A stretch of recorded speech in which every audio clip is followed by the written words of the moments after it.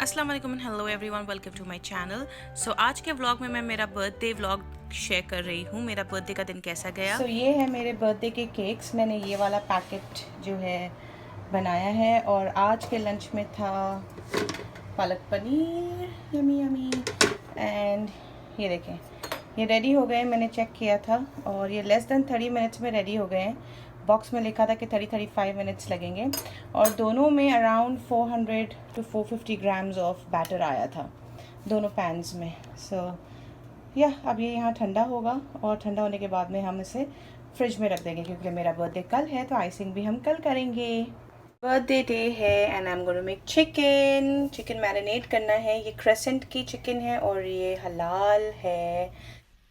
ये मुझे वॉलमार्ट में इजीली मिल गई थी और ये थाई पीसेस है जो मैं लेकर आई थी और ये इतने फैटनिंग थे, फुल ऑफ फैट।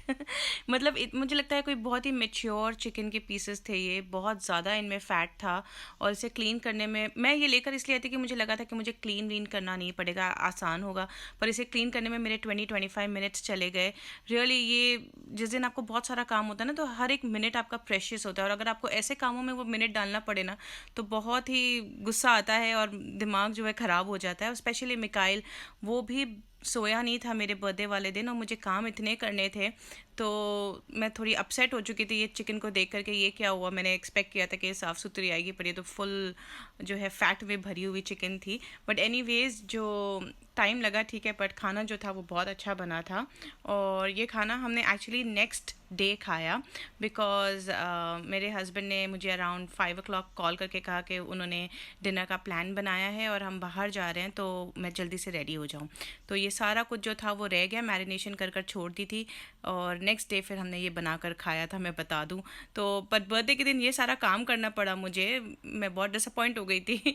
मुझे तो बस ऐसे था कि मैं पैकेट खोलूँगी, थोड़ा सा रिंस करना है, पीसेस कट करके फटाफट से मैरिनेट कर दूँगी, 15-20 मिनट का काम होगा। पर ये काम मुझे लगता है हाफ एन आवर 45 मिनट्स लगे। पहले चिकन को साफ़ किया, फिर मैरिनेट किया, तो जो काम मैंने सोचा था कि 15-20 मिनट में हो जाएगा, उसे लग गए 45 मिनट्स। चिकन्स को जो है मैंने बहुत पतले पतले छोटे छोटे जूलियंस में काटा है क्योंकि ये बहुत जल्दी कुक हो जाते हैं और इनको जब आप मैरिनेट करते हैं तो ये बहुत अच्छा अपना पूरा टेस्ट जो है अपने अंदर अब्जॉर्ब कर लेते हैं। तो मिकाइल जो है ना, उस दिन सोया बिल्कुल नहीं था। उसके सुलाने के लिए भी मेरे जो है हाफ एन आवर लगा दी थी कि यार थोड़ी देर सो जाए तो अच्छा हो, पर वो सोया ही नहीं। एंड में मैंने उसे कहा कि आप खेलो और मैं जो है ये सारा काम करूँगी। चिकन की ये मैरिनेशन है जो मैं अभी कर रही हूँ यहाँ पर। एक्चुअली ये मैंने यूट्यूब से ली हुई रेसिपी है। ये मैंने आई थिंक 2019 में पहली बार बनाई थी और मेरे हस्बैंड को काफ़ी अच्छी लगी थी। तो उनको ना कभी कभी ये इंटरनेशनल या ये जो मिक्स्ड हमारे फ्लेवर्स होते हैं ना, जो हम देसी देसी इंडो वेस्टर्न टाइप का जो खाना बनाते हैं, वो मेरे हस्बैंड इतना प्रेफर नहीं करते। बट ये वाली चीज़ जो है उन्हें अच्छी लगी थी, तो मैंने कहा कि चलो मैं ये बना लेती हूँ अच्छे से। तो हम ये बनाने लगे थे और ये मेरे घर में भी, जो इंडिया में भी मेरे फैमिली को बहुत अच्छा लगता है। मैंने मिकाइल के सेकंड बर्थडे पर मेरे डैड के घर पर ये बनाया था और उन्हें बहुत अच्छा लगा था, सबको अच्छा लगा था। मेरा भाई आज भी याद करता है, मिस करता है। यूट्यूब से ली हुई रेसिपी है और मेरा भाई इसे बुलाता है the rise of the barbecue chicken. तो हमारे घर में अब इसका नाम यही हो गया है, the rise of the barbecue chicken. But YouTube में आपको ये बारबेक्यू चिकन राइस के नाम से आई थिंक मिल जाएगी ईजिली। मैरिनेशन बहुत बेसिक है, घर के सारे जो इंग्रेडिएंट्स थे वही थे। आजकल हमारे घर में ये सारे इंग्रेडिएंट्स तो होते ही हैं, tandoori masala, ginger garlic paste, salt, black pepper powder, yoghurt, lemon juice with that soya sauce. तो बस यही चीज़ों से ये बना हुआ मैरिनेशन था।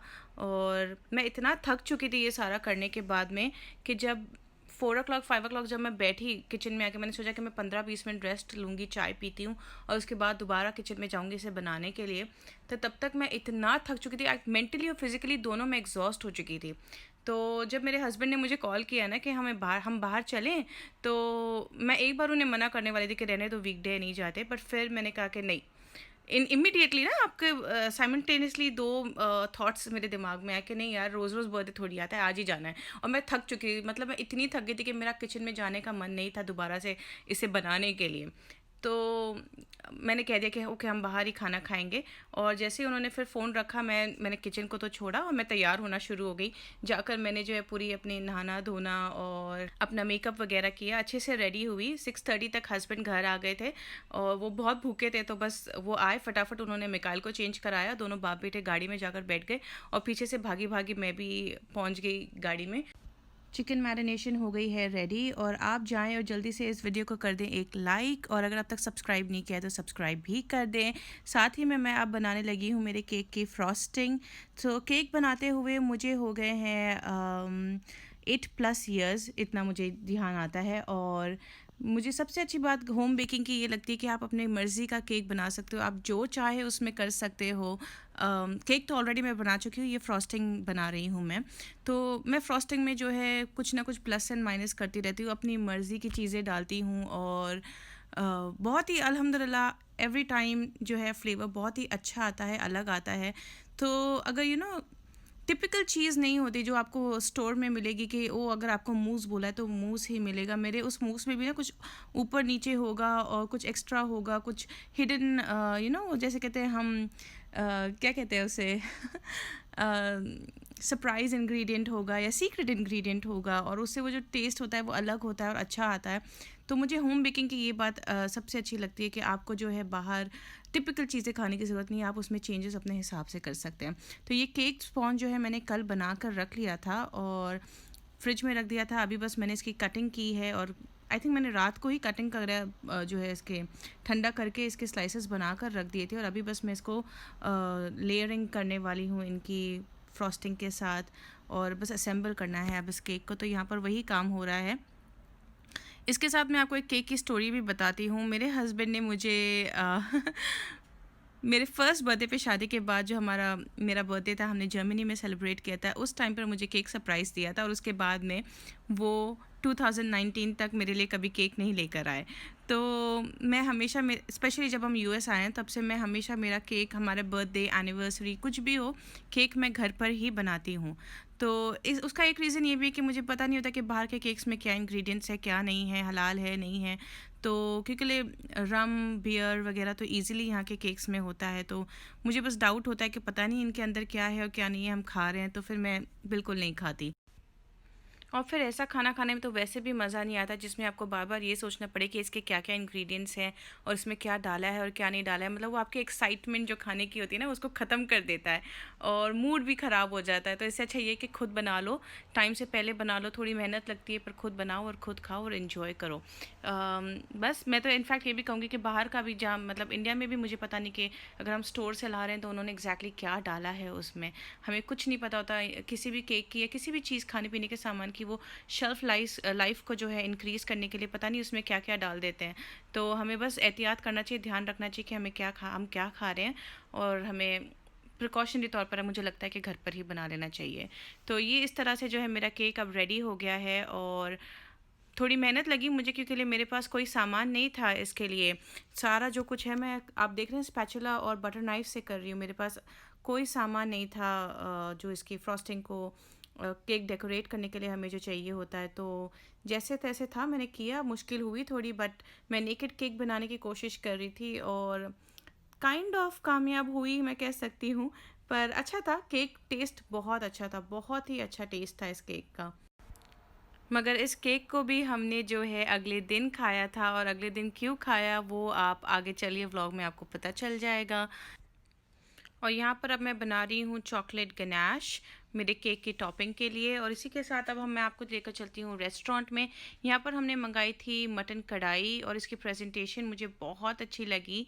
इसके साथ थी ये चिकन बिरयानी, और वो इतनी अच्छी नहीं थी। ये जो मटन कढ़ाई थी ना, ये ज़बरदस्त थी, ज़बरदस्त। और इसके साथ जो इन्होंने नान दिए थे वो सुपर लाइट, फ्रेश, बहुत अच्छे, बहुत yummy.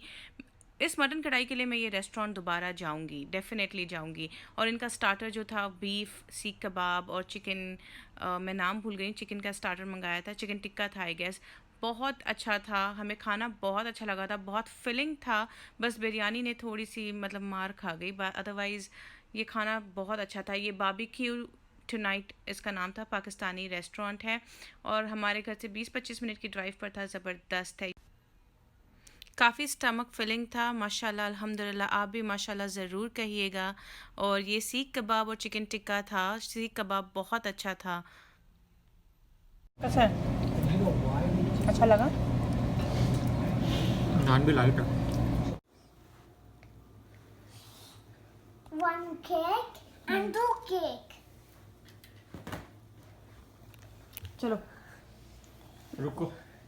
Look, I like blue. ये रही नाइफ मैंने यहाँ रखी है। हाँ ये रही।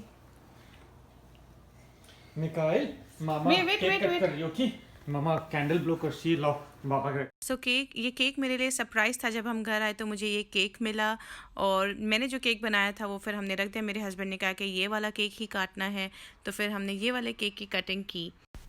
हमें जो है सब कुछ जल्दी जल्दी करना पड़ रहा था बिकॉज़ मिकाइल रुक नहीं रहा था। कैंडल्स वगैरह का डर था और वो ना केक पे हाथ मार दे, तो इसलिए जो है हम फटाफट से जो है केक कटिंग करने लगे थे। चलिए जी, इसके साथ मैं अपना व्लॉग एंड करती हूँ। अगर मेरा व्लॉग आपको अच्छा लगा है तो please do like, subscribe, share and comment.